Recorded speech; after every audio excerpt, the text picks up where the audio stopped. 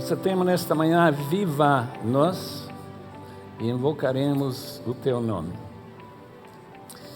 Essa palavra, aviva-nos, aconteceu comigo uns dias atrás, quando inesperadamente, saindo da casa, eu caí como uma árvore, sem nem usar as mãos para amolecer essa queda.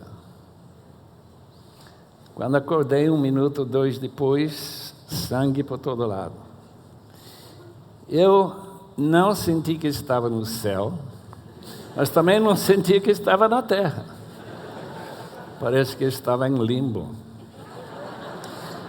Se isso acontecer esta manhã, não chorem. O Dr. Edmund, que foi presidente do Wheaton College, quando aqueles famosos Jim Elliot, Ed McCully, todos aqueles que foram mortos em 56, quando ele faleceu no púlpito, como o George Whitefield queria, eu pensei, talvez hoje a gente vai cair aqui e ser levado para a glória. Que bênção seria! Bem, aviva-nos ficaria realmente para a ressurreição. Qualquer avivamento que ocorre nessa terra é sempre passageira. E foi Jonathan Edwards que reconheceu isso.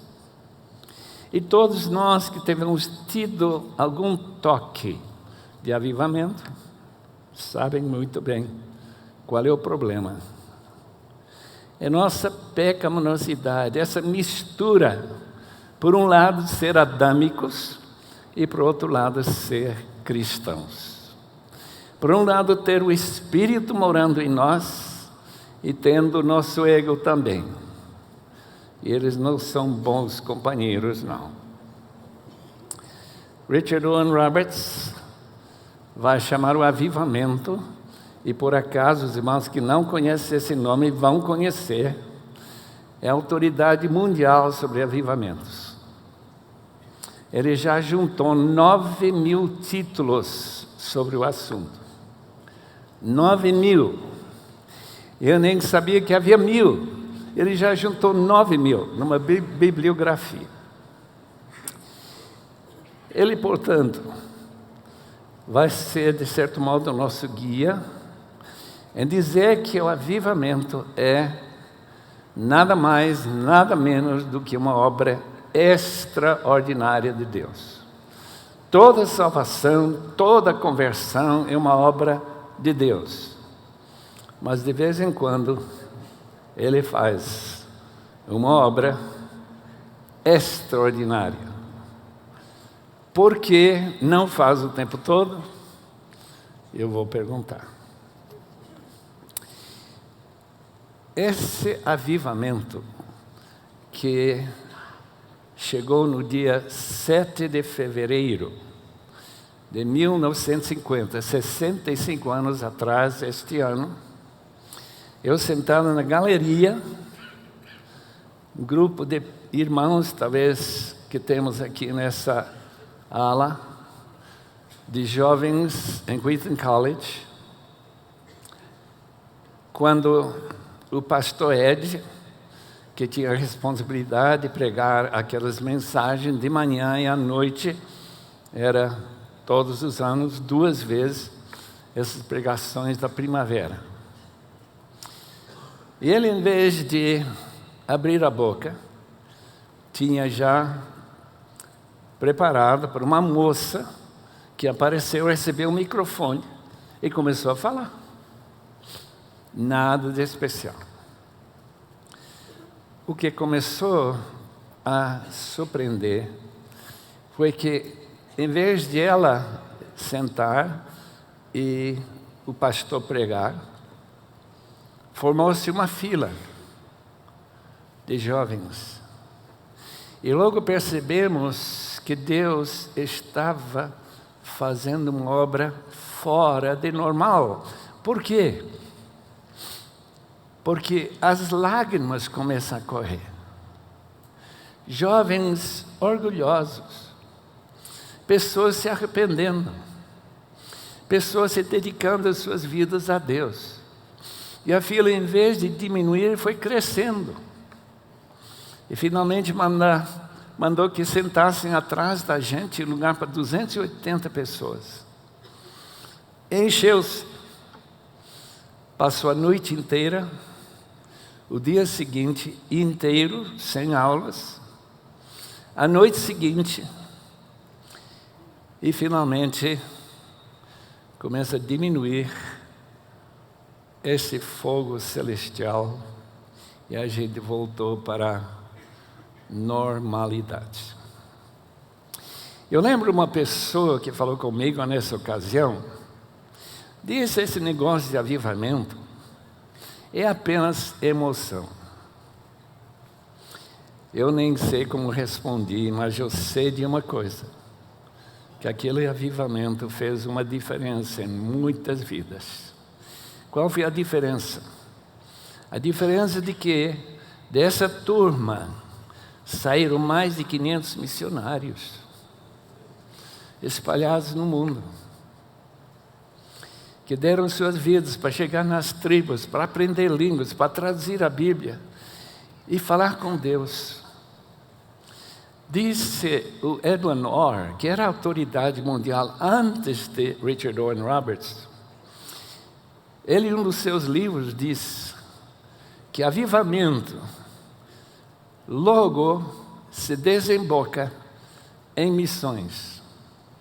Missões que requerem tanto sacrifício, especialmente para quem vão trabalhar na selva, aquelas pessoas que vão para um país hostil, pessoas que vão para lugares onde ninguém quer que você esteja lá, e ainda vão lá para dar oportunidade para aqueles que nunca tiveram essa oportunidade de ouvir a palavra de Deus.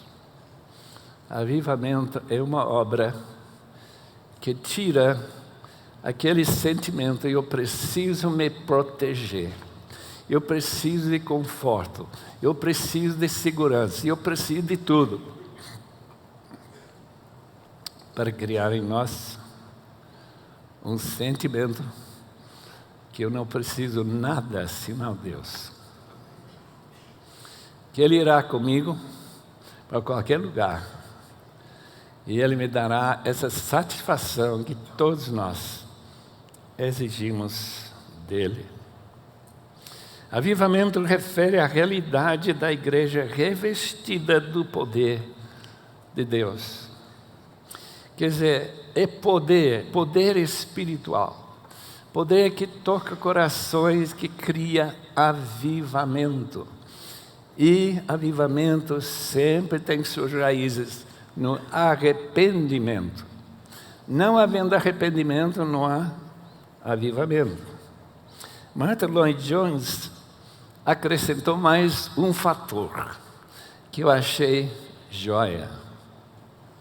Um pai caminhando com seu filho de 3 anos, 4 anos, de repente, o pai pega essa criança, levanta ele, começa a sussurrar lá no seu ouvido: eu te amo tanto, meu filho. Eu não aguento esse amor que eu tenho por você. Quando Deus faz isso com você, você está ficando avivado. Gostei. Avivamento é que a realidade que Salomão falou na seu discurso lá no templo. Quando a igreja se humilha, quando ela ora, invoca o nome do Senhor, quando ela busca insistentemente ao Senhor e se arrepende dos seus maus caminhos. 2 Crônicas, capítulo 7, 14. Avivamento ocorre quando uma igreja recupera o seu primeiro amor, aquele amor cheio de entusiasmo, que é apenas uma palavra grega para dizer: você está cheio de Deus. E parece que não tem muito espaço para o nosso egoísmo. Glórias ao Senhor. Avivamento tem um efeito de criar um forte sentimento de culpa por aquilo que a gente está fazendo ou omitindo. Porque o primeiro mandamento, meus irmãos, a coisa principal que foi falada aqui, Agus Lindoy, talvez 8 ou 10 anos atrás, por Peter Lloyd, a coisa mais importante, manter a coisa mais importante, a coisa mais importante, isso é a coisa mais importante. Amar a Deus de todo o seu coração. O que é que significa avivamento se não for amar a Deus? Qualquer outra descrição, de certo modo, falha num ponto, que talvez não cria esse sentimento de realmente amar a Deus. Quem ama alguém, seja uma pessoa do sexo oposto, seja uma pessoa com quem você está casado muito tempo, como George Miller, que olhava para Mary, sua esposa, ele fica derretido cada vez que olhava para ela. Que isso? Nunca se acostumou. Porque ele entendia a realidade do amor. Amar a Deus, cada momento eu penso nele, penso naquilo que acabamos de cantar, que ele teve, por um impulso que eu não sei explicar nunca, de escolher e dar-lhe as condições de vir até Ele. Avivamento tem poder de quebrantamento.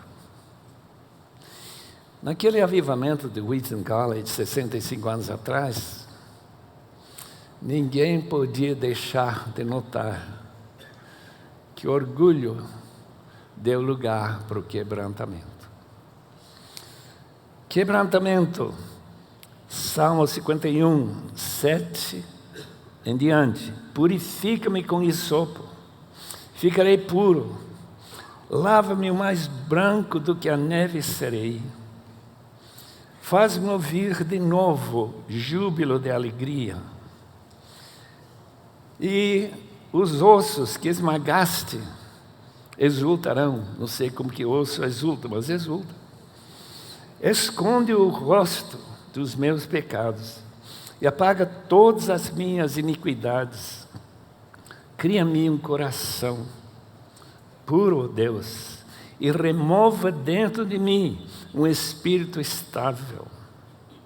Não me expulse de tua presença, nem tires de mim o teu Santo Espírito. Devolve-me a alegria da tua salvação. Sustenta-me com espírito pronto a obedecer. Então ensinarei os teus caminhos aos transgressores, para que os pecadores se voltem para ti. Em outras palavras, avivamento é contagioso. Em 1950, outras escolas começam, outras escolas evangélicas, começam a sentir esse mesmo poder do avivamento. Aquele repórter, porque foi notícia de manchetes em toda a América, ele veio para falar, ou talvez ridicularizar aquilo que estava acontecendo. Coitado, se converteu. O que ele vai escrever para a Tribuna de Chicago? Sacrifícios que agradam a Deus são espírito quebrantado. Eu não sei se os irmãos foram quebrantados esta semana, mas a gente foi desafiado a receber alguns golpes de quebrantamento aqui. Por isso que eu volto para casa cheio de alegria que eu vim, que eu fui convidado, que já era um grande privilégio. O movimento estudantil, que pouca gente fala hoje, Começou mais de 100 anos atrás, uns 130 anos atrás, que George Whistler, pensando naquele primeiro movimento missionário dos Estados Unidos, da América, há 200 anos atrás, em que 5 alunos se reuniram debaixo de uma pilha de feno, numa chuva, para ficarem sequinhos, e eles começam a pensar: precisamos levar o Evangelho para a Índia e para outras terras que não têm oportunidade. E Adoniram Judson foi um deles, aquele famoso missionário. Os irmãos devem ler sobre essa vida, quando querem saber como que a vida missionária era. Hoje não é mais assim, não. George Whistler, talvez 60 anos depois, 70 anos depois, está rogando a Deus: faça de novo. Ele se ajuntou com Roberto Speer e mais um outro homem que ficou famoso no grande congresso, o primeiro congresso missionário da história, Edimburgo, 1910. Ele pediu o quê? Aquela mensagem que foi pregada, principal, em Edimburgo foi: alcancemos o mundo em nossa geração. Não deixem para a geração que está sentada à minha frente. Talvez eles não vão ficar avivados. Mas aviva-nos para que nós levemos essa palavra para o mundo em nossa geração, para que não haja ninguém. Naquela época eu não sabia que havia mais de 12 mil povos e tribos e línguas. Eu não tinha a mínima ideia sobre isso. Eles apenas achavam que se chegariam em todos os países e pregariam o Evangelho seria suficiente. Irmãos, eles foram para escolas, universidades e pregaram. Esses 13 irmãos e quem mais eles podiam recrutar. Resultado: 100 mil cartões com a seguinte dizer: eu vou para o campo missionário se Deus não me impedir. Daqueles 100 mil, se conta o movimento maior missionário que já houve em toda a história. 20.500 missionários saíram de Inglaterra, de Alemanha, dos Estados Unidos, para levar o Evangelho há mais de 100 anos atrás. E essas bases de que nós estamos aqui desfrutando foram lançadas naquela época. Eu fico admirado. Talvez Jesus vai demorar mais uma geração, eu não tenho ideia. Porque muitos sinais indicam que ele vem logo, né? Mas tem um sinal que ainda não se cumpriu. Em todas as tribos e povos e línguas, de onde já foram comprados e eleitos, segundo Apocalipse 7, versículo 9, ou capítulo 5, versículo 9, comprados, mas não entregues ainda. Talvez os irmãos ou seus filhos estão levando essa maravilhosa palavra para eles.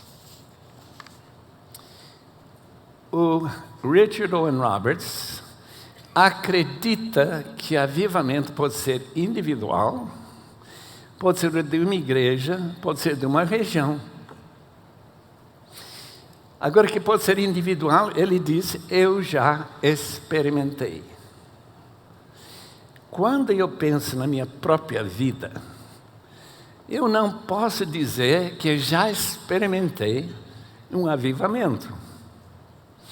Pelo menos não no sentido, nos moldes que normalmente se imagina. Eu nem fiquei naquela fila. Eu estou meio triste por causa disso. Eu não posso dizer para os irmãos: eu saí da galeria e ficou lá na fila.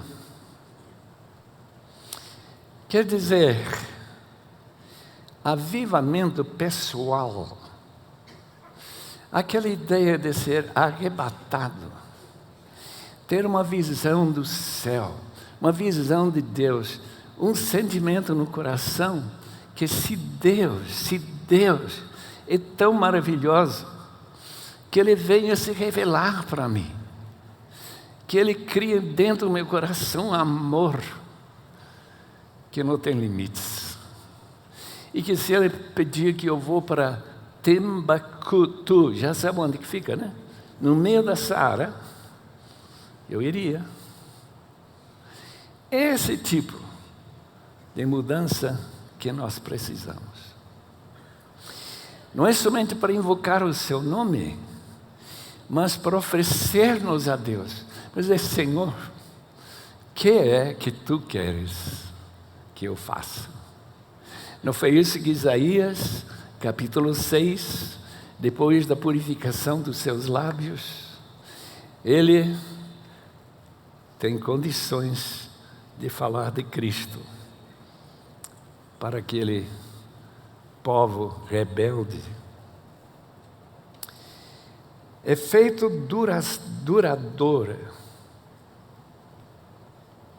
do avivamento.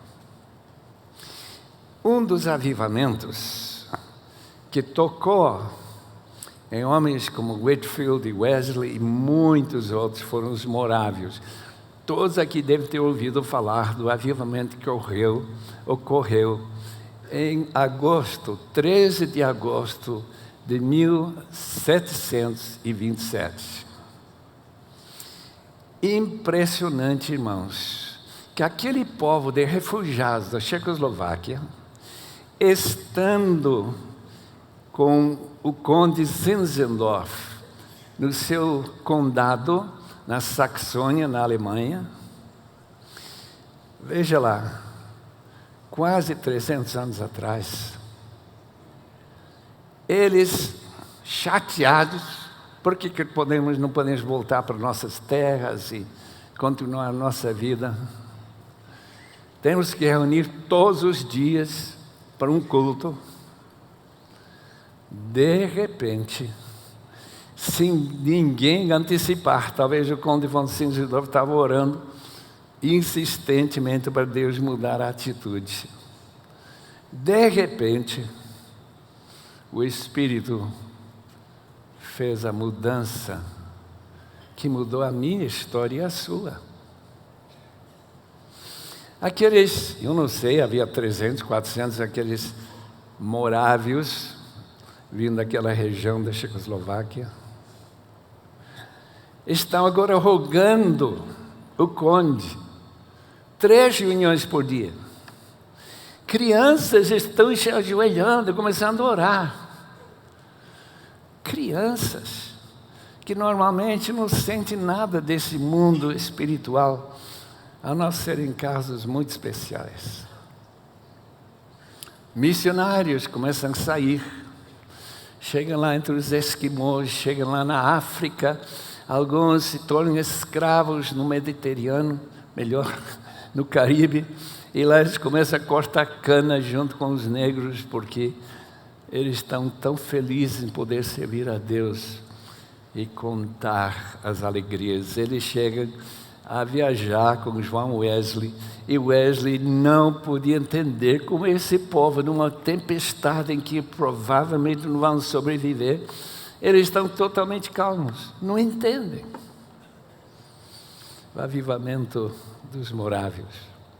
E talvez aquilo que mais impressiona a gente, não somente o fato de que Wesley se converteu através deles, chegou a conhecer a Deus realmente, mesmo que ele ainda não aprendeu muito sobre a soberania de Deus, é verdade, nós ouvimos isso muito bem ontem.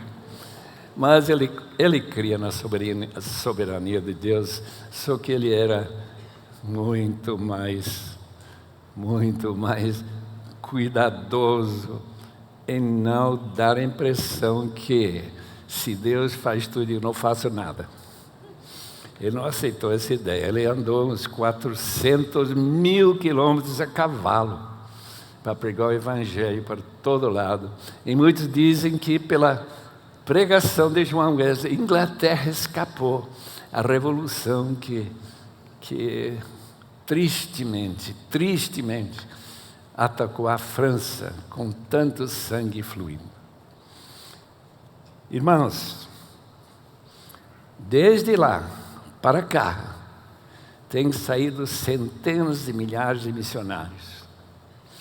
E essa ideia de levar a palavra para o mundo inteiro é ainda vivo no mundo hoje.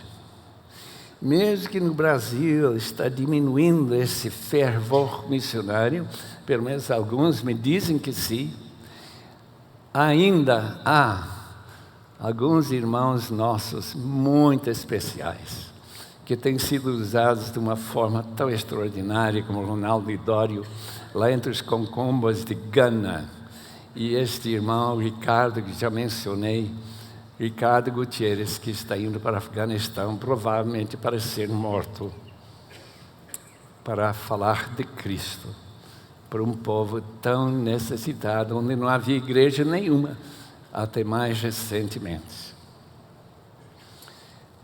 Difícil saber, de fato, se o Brasil tem sido tocado pelo avivamento.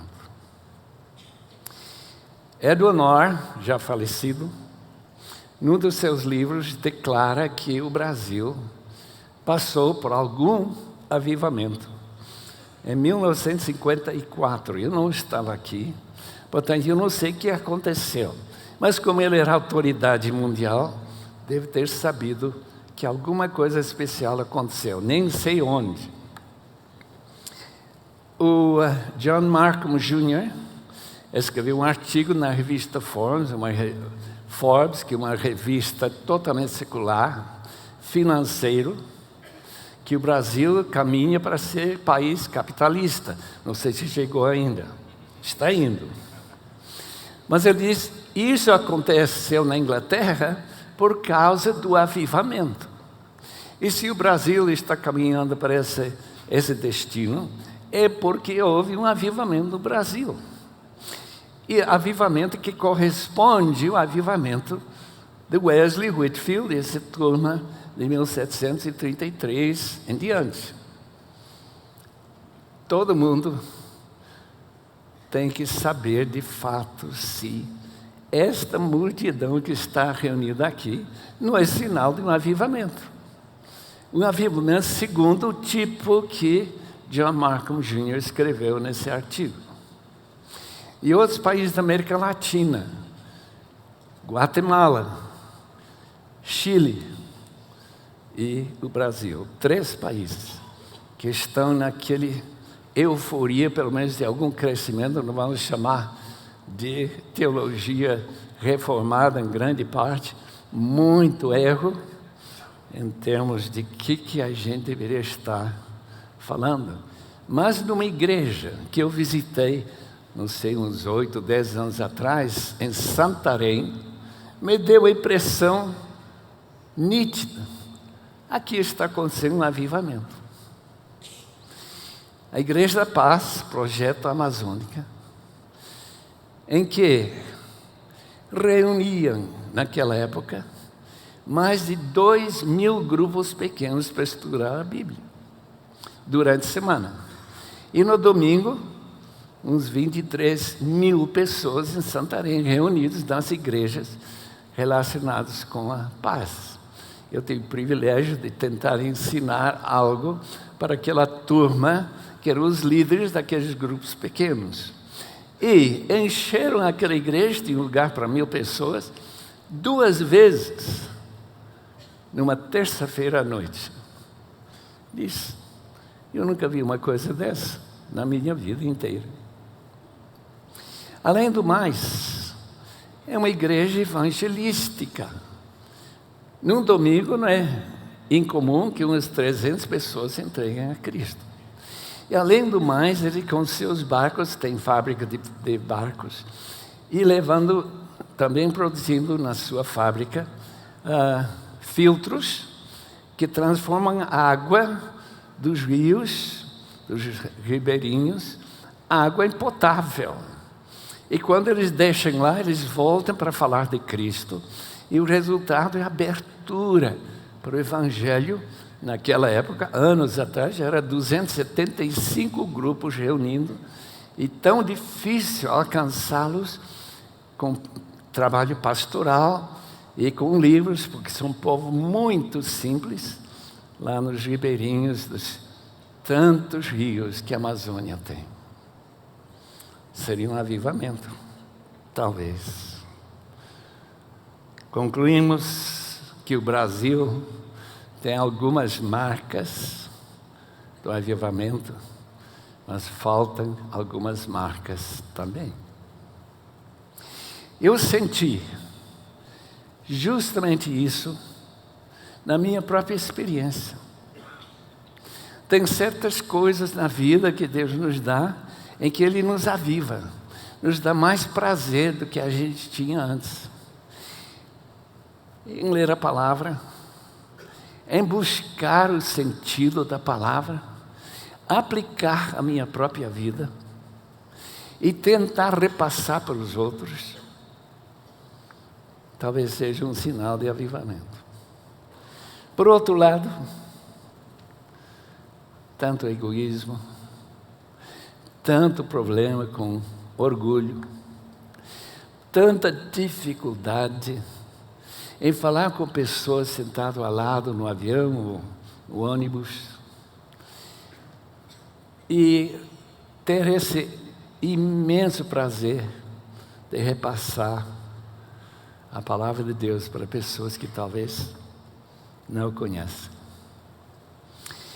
O verdadeiro avivamento, segundo Jonathan Edwards, tem as seguintes características.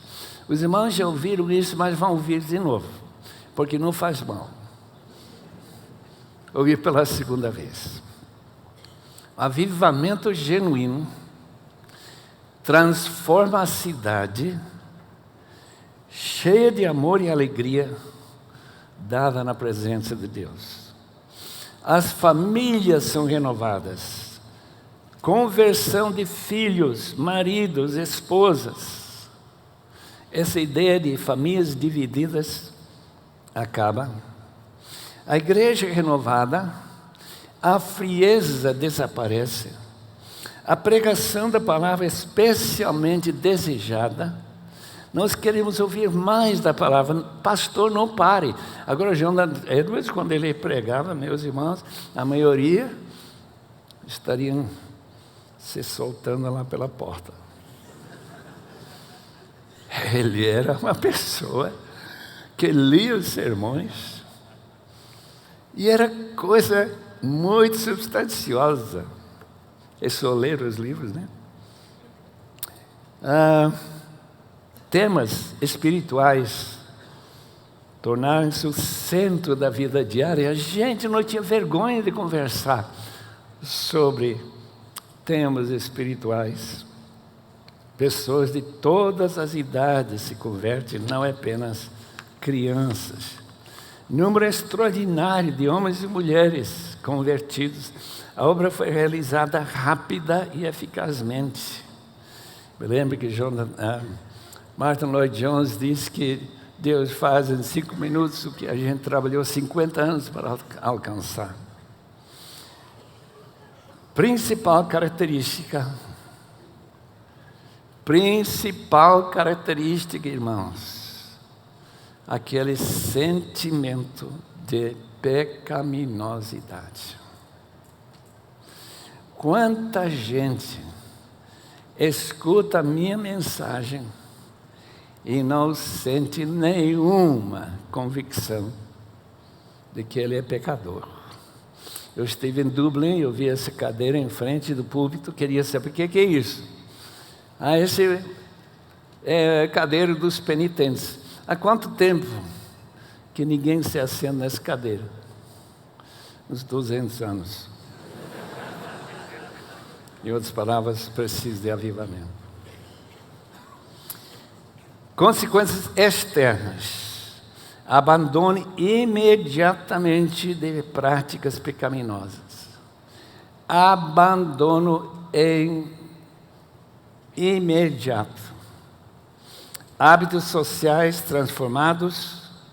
Consequências internas. aquele sentimento da ira de Deus contra meu pecado e o pecado de todo mundo. Esse sentimento de dependência do poder da graça. Eu penso, quando eu leio o capítulo 8, 2 Coríntios, desse povo da Macedônia, que era tão generoso, de sua extrema pobreza, cheio de alegria, eles contribuíram.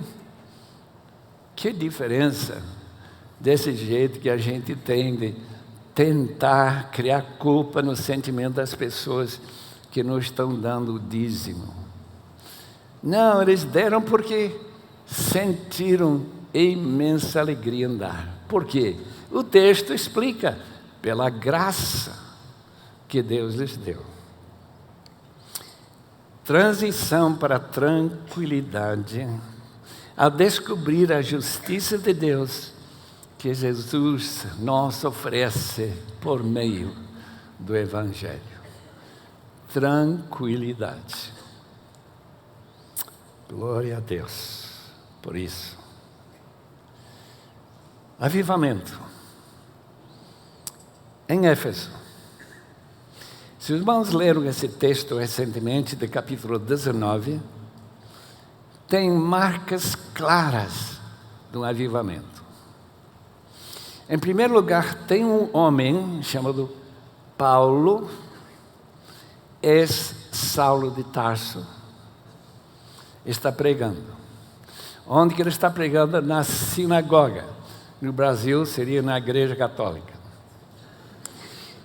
Logo, houve oposição, mas já havia alguns convertidos que Paulo tirou com ele, levou para a escola de Tirano, que segundo um manuscrito bem antigo, diz que Paulo dava aula de Bíblia, aula do Evangelho, 5 horas por dia durante 2 anos. Eu não acredito, irmão. Esse manuscrito deve ser tudo invenção. Imagina Paulo falando 5 horas por dia. E durante esse período, o texto diz, capítulo 19, versículo 10, que toda a Ásia ouviu o Evangelho. A disseminação, como um tsunami, foi inundar toda a província, que não é tão pequena, e já foi até o fim da província, mais ou menos. As 7 igrejas da Ásia fundadas, além de Hierápolis e Colossos, e quantos outros que nem sabemos. Nós encontramos o povo chorando, principalmente Paulo chorando. Eu sei que muitos pastores têm dificuldades em chorar, mas quando Paulo volta para falar com aqueles presbíteros, pastores, líderes da igreja de Éfeso, ele lembrava eles de sua vulnerabilidade, essa humilhação das lágrimas correr no seu rosto, e que ele ia de casa em casa, diz capítulo 19, e falava com lágrimas para as pessoas. Quanto que eu vou sentir tão profundamente a necessidade dos meus ouvintes, ou do meu próprio coração, para poder chorar, como Paulo chorava. Tremendo avanço do Evangelho. Paulo foi instrumento de Deus para operar milagres extraordinários. Olha que pentecostal foi Paulo. Sabe que levaram o avental dele e colocar sobre os enfermos, eles se foram curados? Não, isso é do Santiago. Não é comigo, não. Mas era só Paulo. Porque Deus queria ressaltar a questão homem, que Deus está usando em Éfeso. Conquista dos poderes malignos. Os irmãos lembram que aqueles filhos de Seva, 7 deles, eles sacerdotes, não sei que tipo de sacerdote, chegam lá e tentam expulsar o demônio faz um deboche deles e diz, olha, Jesus, nós conhecemos, Paulo também e vocês. Coitados, daí eles pularam em cima dos pretendentes e saíram correndo para as ruas de Éfeso nus. Poder de Satanás vencido. Temor de Deus se espalhou entre os judeus e os gentios. E a economia começa a despencar. Por quê? Porque Paulo pregava, o evangelho avançava e o avivamento chegou. Mais ou menos 10 anos depois, lemos o livro de Efésios. Desperta, ó tu que dormes, levante dentre os mortos e Jesus Cristo resplandecerá sobre vocês. Em outras palavras, em 10 anos, aquele avivamento já tinha arrefecido. A frieza tinha chegado na igreja. E nós sabemos que 40 anos depois, quando o livro de Apocalipse foi escrito por Nosso Senhor, a sua mensagem é: arrependa-se, aviva a tua obra, Senhor. Faça de novo o que já fizeste, tão maravilhoso. E que agora dependemos do Espírito e não do apóstolo Paulo. O Richard Warren Roberts, no seu livro sobre avivamento, que acaba de sair em português, ele diz: nós precisamos entender quando que o avivamento é necessário. E ele tem um monte de sugestões. Eu sei que talvez a gente não precise ouvir tudo isso, mas eu achei bastante desafiante. Por exemplo, quando a oração cessa de fazer parte vital da vida da igreja e dos seus membros, quando a oração é mais de reza, é mais esse tipo de oração que a gente faz antes de colocar o garfo na boca, bem rapidinho. Quando a busca pela verdade bíblica diminui e os cristãos estão todos contentes com as verdades já adquiridas. Quando os fatos do Evangelho se mantêm de maneira externa, sem aplicação à vida dos indivíduos. Quando o ensinamento sobre as coisas eternas não penetra o coração dos ouvintes.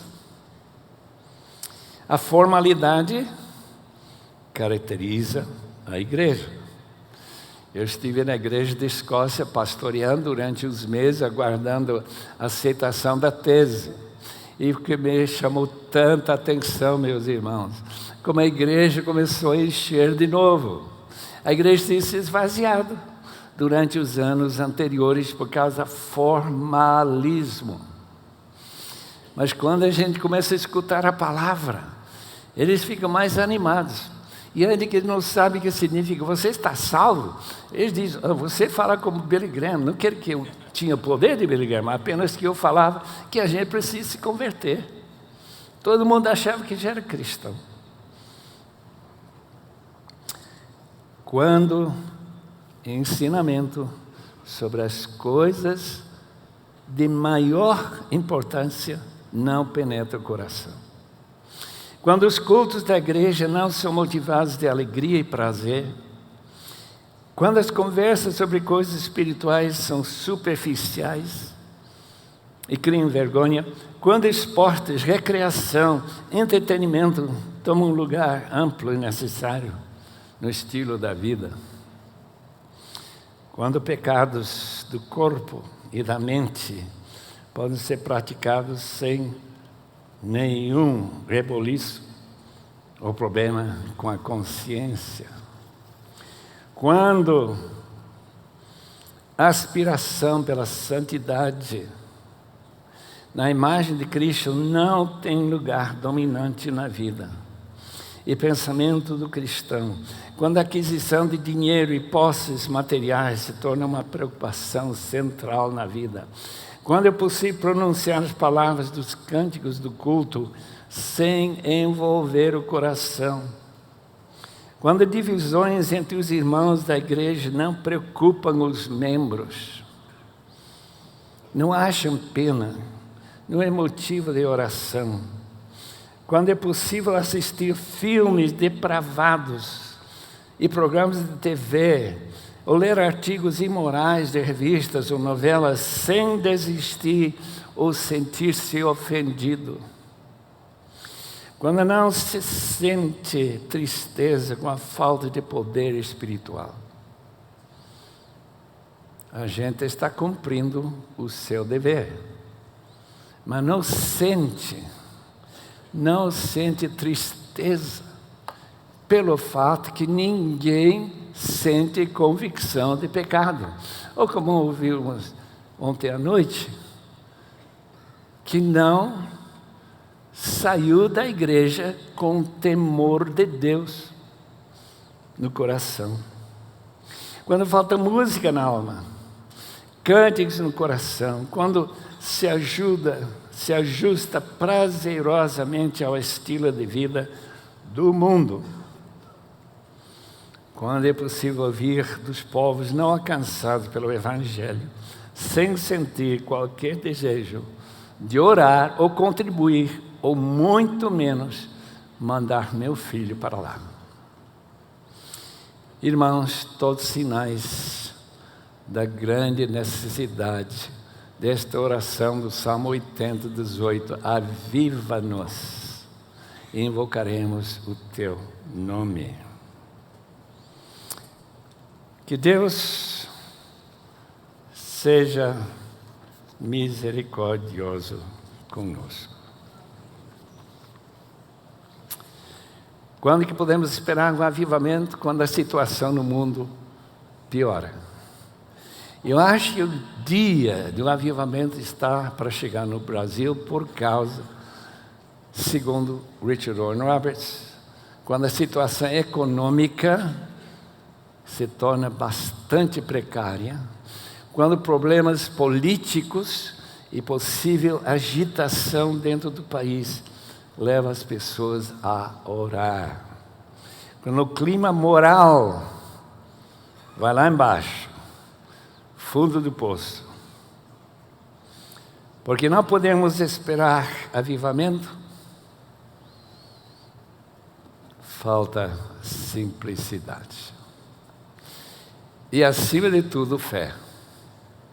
A palavra de Deus ensina que sem fé, Deus não somente não escuta a nossa oração, mas Ele não faz aquilo que a gente pede, porque não temos fé.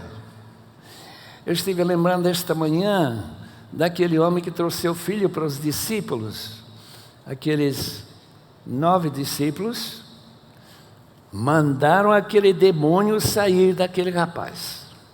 E o demônio não fez nada. O que é isso?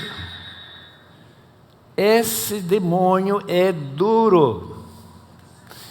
Tem situações em que, como diz aquele homem quando Jesus desceu do Monte de Transfiguração, se tu podes. O que ele está dizendo? Já que seus discípulos não têm poder, talvez o Senhor também não tem. Jesus disse, se tu podes, tudo é possível para quem crê. Eu estive na igreja de Miramar, alguns meses atrás, do pastor Jean, em João Pessoa, Paraíba.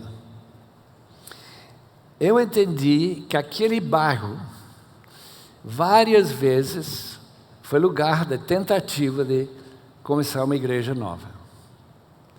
E nada acontecia. Nada.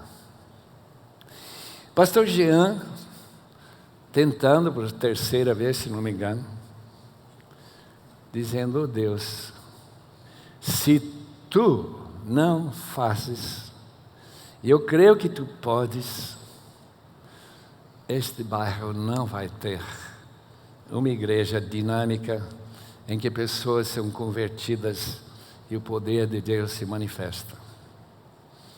E o avivamento chegou. Eu estive naquela igreja, não tinha lugar para a gente. Já estão comprando casas em volta e a coisa simplesmente explodiu. Por quê? Avivamento. Please finish, eu entendo. Vou parar por aqui. Vamos orar, irmãos. Muitíssimo obrigado, Senhor, por esta conferência, por cada palestrante, cada verdade transmitida, que vem remoendo. Rogamos, Senhor, que haja de fato nas nossas igrejas sinais do Espírito Santo fazer uma obra extraordinária. Unicamente para a Tua glória te rogamos isso, Senhor. Amém.